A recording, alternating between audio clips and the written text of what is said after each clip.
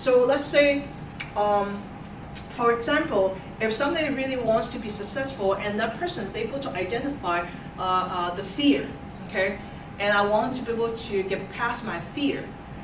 But then, when we actually do muscle testing, they realize the client is not really ready to get rid of the fear because the person may have a what I call familiar zone, right? The familiar environment where that person is so used to having fears and living with fear, and to lead the person or to guide the person to live in a fear-free environment, it will be quite uncomfortable.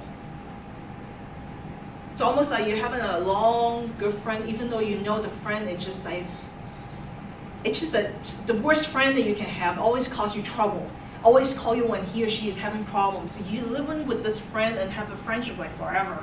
And all of a sudden that person stops calling you and not bugging you anymore. You're just all quiet for a whole day and night. It will feel really weird, wouldn't it? Think about it, the person that you have in your life that bugs you the heck out of you every single day. It's always causing you some troubles in your life. Then you complain about this person all the time, that you just cannot get rid of this person. And you hope that this person will be out of your picture, out of your life, but then you couldn't do it. And then all of a sudden somebody really managed to help you, and this person basically remove himself or herself out of your own picture for real. And then when you have the quietness, even though this is what you want to have, when you're in that space, it could be very frightening to most people. And that part of frightening, of don't know how to adjust to that, because it's so foreign to you to feel that, and that part is what we call secondary gain or resistance. So in order to remove that part of the resistance, we can use EFT to tap it out first. Then I can put that person go under hypnosis, and we can do some amazing work just because the resistance is no longer there.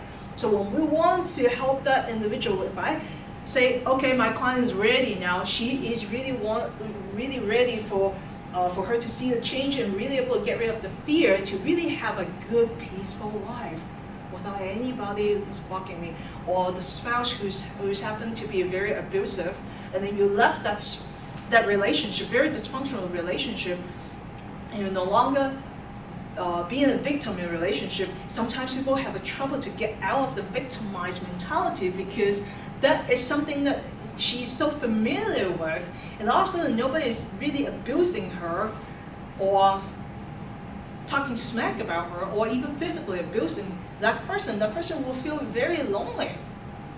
It's kind of sadly to say it, but it is, because you're so used to seeing, expecting things happening, and then all of a sudden you don't see it, it's completely quiet. It's so unfamiliar, and at times people really feel very frightened just to step into that quiet zone. So EFT is one of the tools. Of course, we can use NLP, neuro-linguistic programming, or there's some other tools as well that I can help you to release the resistance first before we do the hypnotherapy. So echo back to your hypnotherapy, it's a really great tool. We can also use hypnosis to do that type of work, but I realize that when we're able to sit down with somebody, if I have a client coming in, I'm able to address it on a cognitive level, and the person's able to understand on the cognitive level first. So that's kind of like what I say, when your brain clicks, gets what I'm saying, we're on the same page, then when we do the subconscious work, it will be much more easier and more effective. I hate to say it, removing resistance is the most challenging part. To really identify where the resistance is the most challenging part, because the client, the subject, has to be willing to look at the problem, right?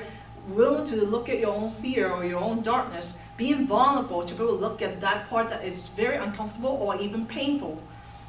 It's the biggest part. Once we're able to identify and the person is able to connect all the dots together on the same page, the hypnotherapy is actually the most easiest part to release the problem, to desensitize that person from whatever negative emotions associated to the problem.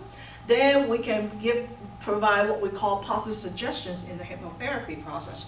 When we do the positive suggestions, and that suggestions will be gladly accepted by his or her subconscious. And that's how things are changing, is because once the subconscious is willing to take in the positive suggestions, then change will start to begin. And that's how it works.